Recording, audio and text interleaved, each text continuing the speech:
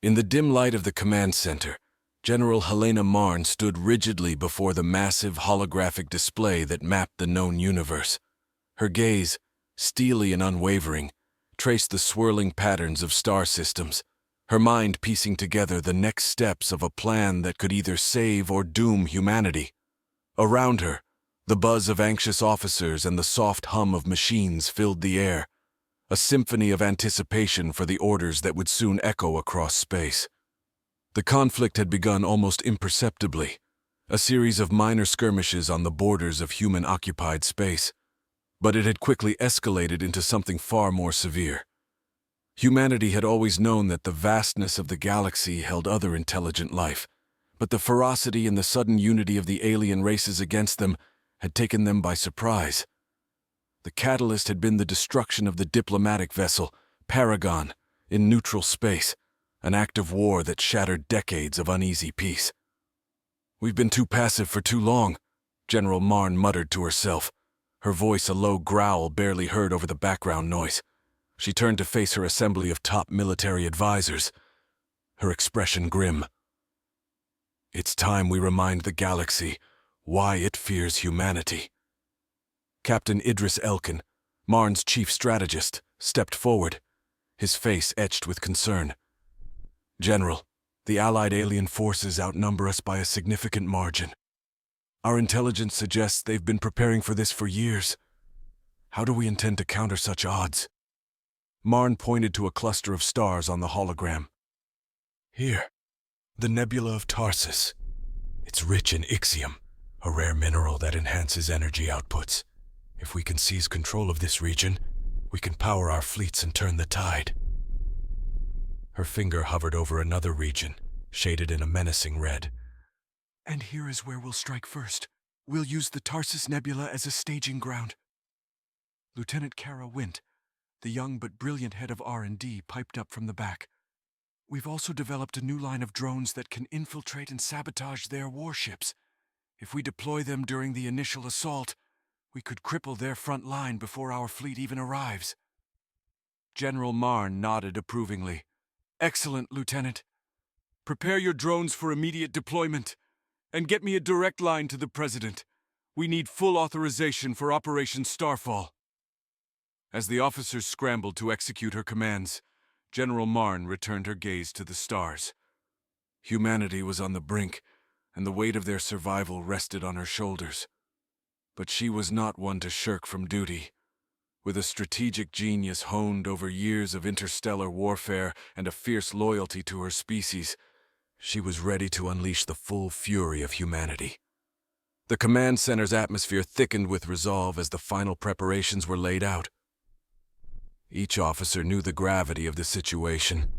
The coming days would either be remembered as the dawn of a new era or the twilight of their civilization. Outside, the skies above the military complex were dark and quiet. But far above, the first of the human fleets were aligning, engines thrumming with power as they prepared to jump into hyperspace. The universe was vast, and its depths held countless dangers. But humanity's resolve was fiercer than the darkest void. As the fleets vanished into the fabric of space, leaving only ripples in their wake, General Marn felt a surge of determination. The galaxy would soon learn that humanity was not a species to be trifled with. Not now, not ever. The fury was unleashed, and there would be no turning back. The cold expanse of the Tarsus Nebula shrouded the human fleet in a ghostly embrace as they prepared for the first major offensive. Admiral Lucas Vane surveyed the scene from the bridge of the Indomitable, his flagship. Despite the swirling clouds of ixium that promised immense power, the risks were monumental. The nebula was not just a strategic asset, but a potential graveyard for his ships if the alien coalition managed to corner them here. "Admiral, all squadrons report ready status, and the ixium refineries are coming online," announced Commander Tia Jun, her eyes flickering between the numerous displays that lit up the darkened bridge. Vane nodded, his mind racing through the myriad of possibilities and outcomes. "Initiate cloaking sequences and begin deployment of the drones.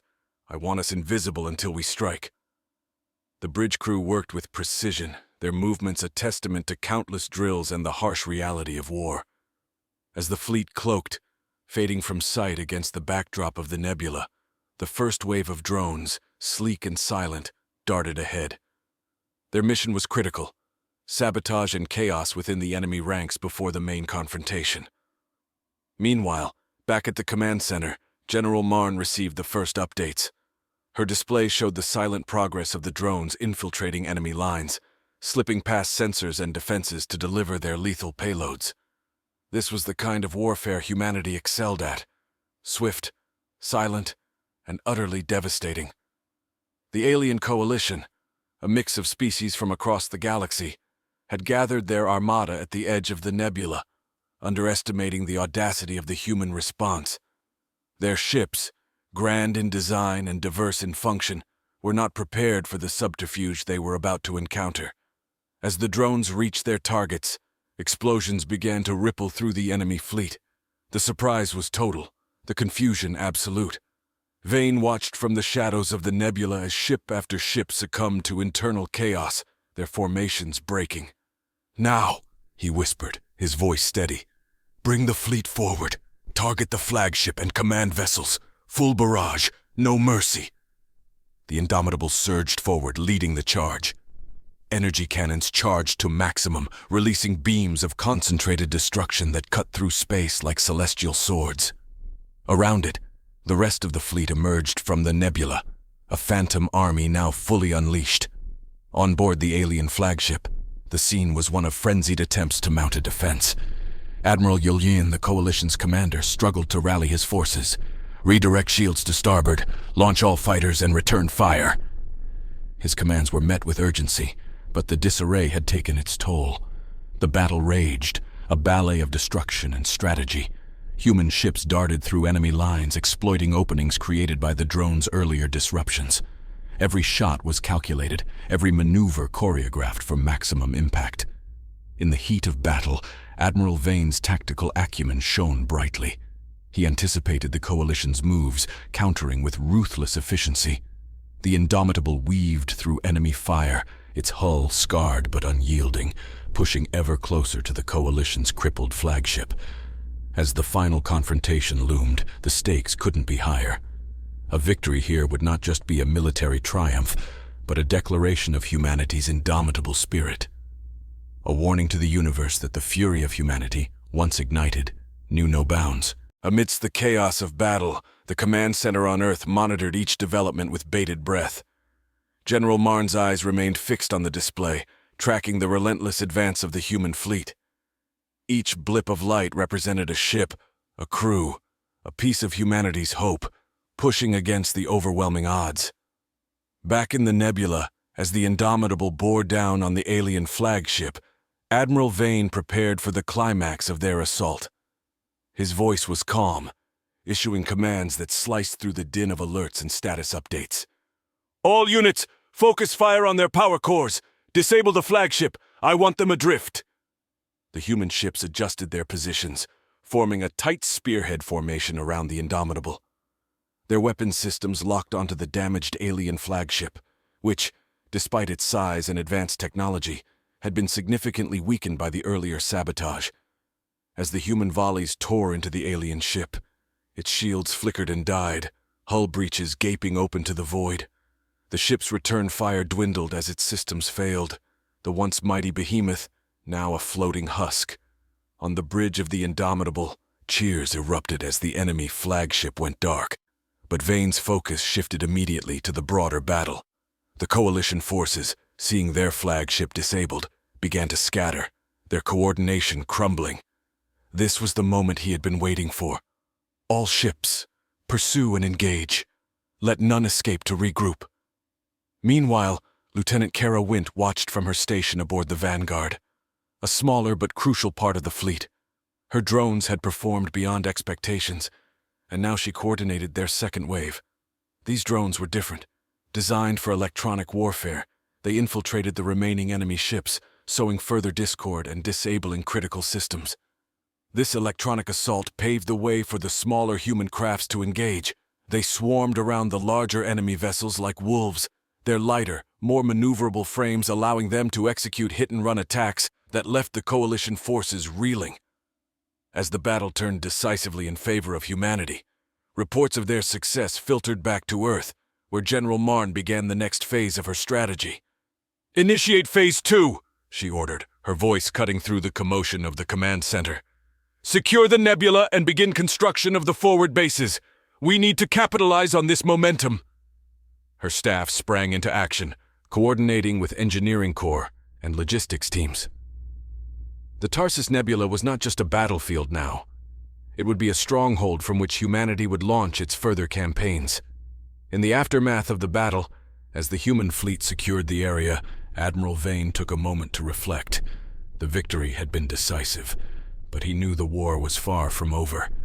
The coalition would regroup, and others might join them, drawn by the threat humanity posed. But today, they had shown the galaxy that humanity was not a species to underestimate. They had strategic depth, technological prowess, and above all, the will to prevail, no matter the odds. As his crew began the recovery and repair operations, Vane felt a rare surge of pride. They had faced the unimaginable, and they had not merely endured, they had triumphed. In the depths of space, far from the eyes of the human commanders, a secret gathering of the alien coalition's remaining leaders took place on the planet Xyloth, hidden within the dense cloud cover of the Kraken Nebula.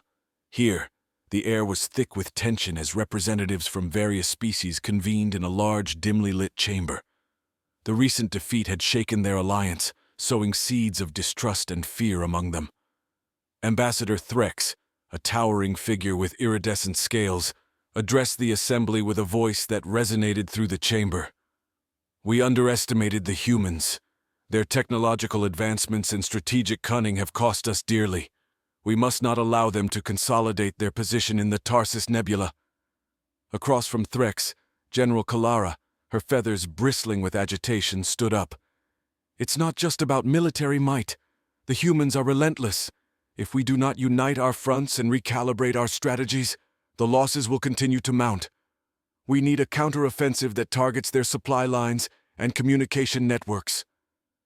As the leaders debated, back on Earth, General Marn was already steps ahead. She had anticipated the possibility of a prolonged conflict and was moving to fortify human holdings in newly captured territories. Her vision was to transform the Tarsus Nebula into a hub of military and industrial operations that would not only secure the human position, but also serve as a springboard for further expansions. Her orders were clear and concise, transmitted across the void to her fleet commanders. Establish perimeter defenses and initiate the construction of the Dyson spheres around key stars within the nebula. We will harness their energy to fuel our continued campaign. Meanwhile, Lieutenant Wint's new drone prototypes were proving to be more than just tools of warfare.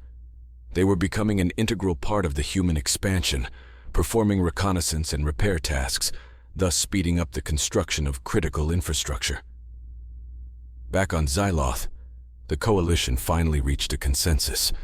General Kalara's plan to disrupt human communications was approved. A fleet, masked by the nebula's dense clouds, would launch a stealth attack on the human outposts, aiming to cripple their newly established supply lines.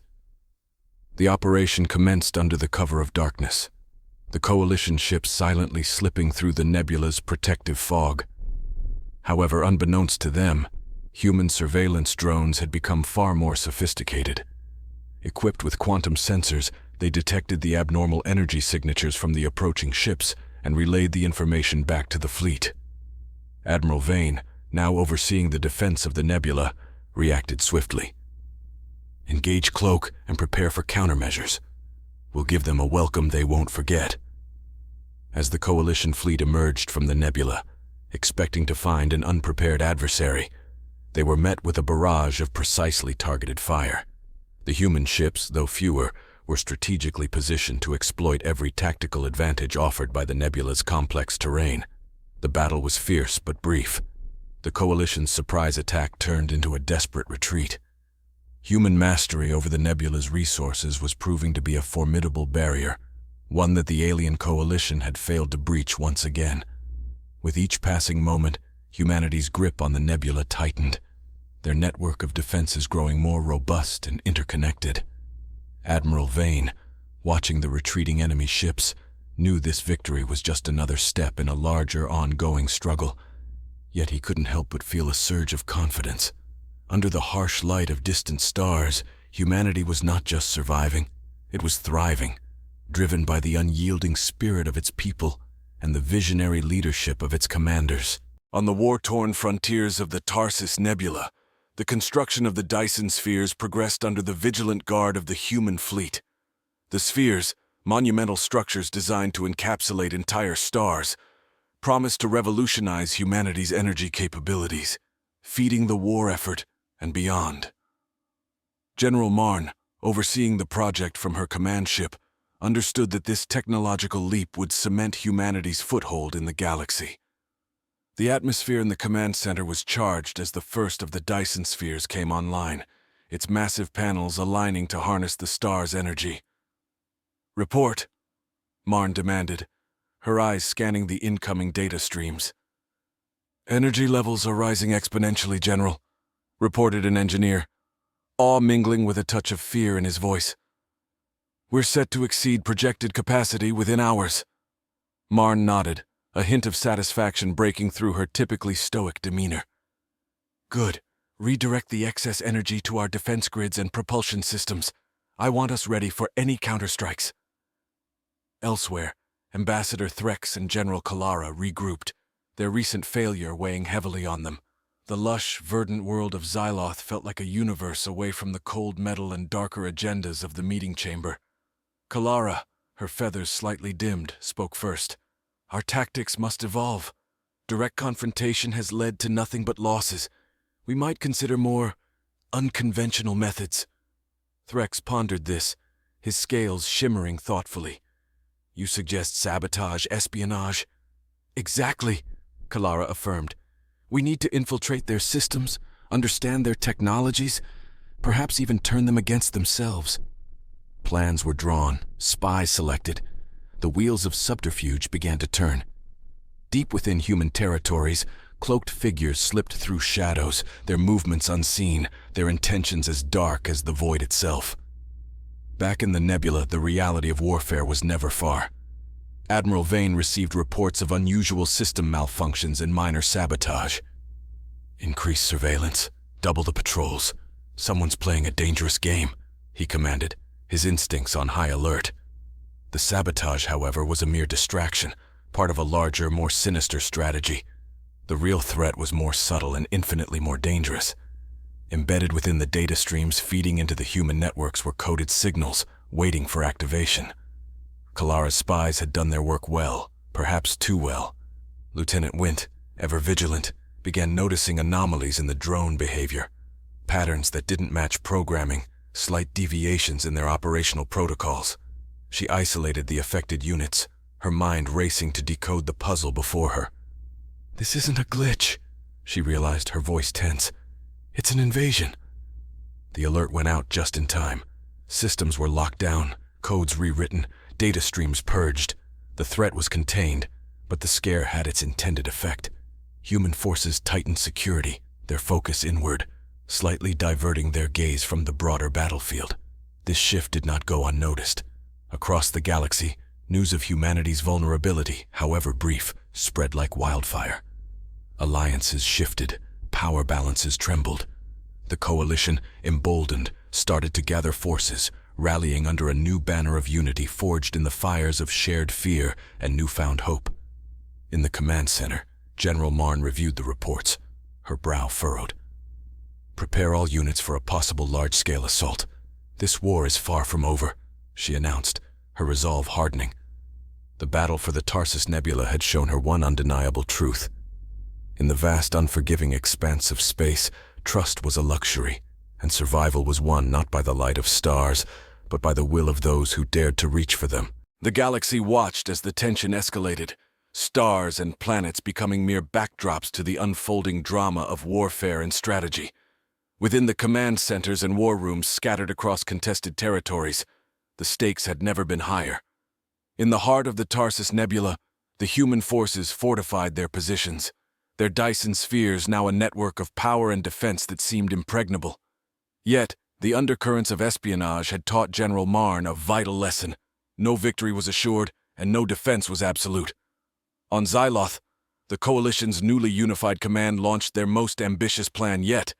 Fleets were mobilized in secret, amassing at rally points scattered throughout the nebula's outer rim. The strategy was clear, a multi-pronged attack designed to stretch the human defenses to their breaking point. General Marn, ever vigilant, sensed the shift in the air. Her intelligence networks had intercepted fragmented communications hinting at the gathering storm. "They're planning something big," she briefed her staff. "I want every ship, every drone, ready to respond at a moment's notice."